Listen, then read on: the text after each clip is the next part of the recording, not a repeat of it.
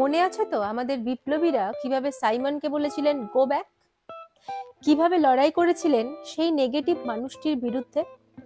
ঠিক তেমন ভাবেই আপনার জীবনে স্ট্রেস হলো সেই নেগেটিভ জিনিস যাকে আজই বলুন গো ব্যাক। কিন্তু কিভাবে বলবেন ভাবছেন, তাই না?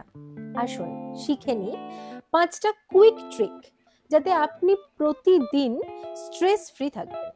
সকালটা মোবাইল ছাড়া শুরু করুন। ঘুম থেকে ওঠার সাথে সাথে ইনস্টাগ্রাম বা ফেসবুক খুলছেন, তাই তো? একদম সেটি করবেন না। বরং ঘুম থেকে উঠেই 5 মিনিট ডিপ ব্রিদিং করুন আর 1 গ্লাস জল খান। দেখবেন মন অনেকটা শান্ত হয়ে যাবে। কাজের ফাঁকে ছোট ছোট ব্রেক নিন। একটানা কাজ করে চলেছেন, মাথা মনে হচ্ছে স্ট্রেসে ফেটে যাবে, তাই না? এরকম হয় অনেক সময়। একটু ব্রেক নিন, একটু বেরোন বাইরে। প্রতি 2 ঘন্টায় 5 মিনিট হাঁটলে মন ফ্রেশ হয়ে যাবে। হেলদি ফুড মানে হেলদি মুড। মুড অফ থাকলেই বার্গার, পিৎজা এইসব খাচ্ছেন। এদিকে এগুলো খেয়ে স্ট্রেস তো কমছেই না, উল্টে বেড়ে যাচ্ছে। ডাক্তাররা তাই বলছেন, কিন্তু তার থেকে বরং ফল, সবজি এসব খান। মন হালকা থাকবে আর এনার্জিও বাড়বে। হাসুন আর গল্প করুন। চুপচাপ চাপ একদম নেবেন না। চাপকে বলুন গো ব্যাক।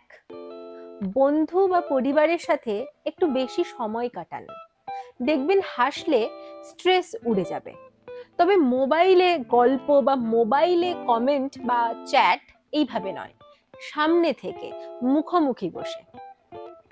রাতে মোবাইল বন্ধ করুন। ঘুমের আগে স্ক্রলিং থামতেই চায় না, তাই না?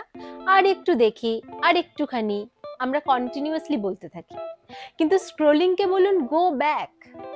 ঘুমানোর আগে 1 ঘন্টা আগে ফোন রেখে দিন।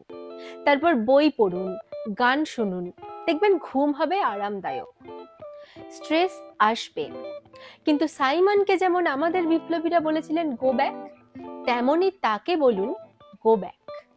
দেখবেন আপনিও স্ট্রেসের পরাধীনতা থেকে স্বাধীন হয়ে যাবেন খুব তাড়াতাড়ি।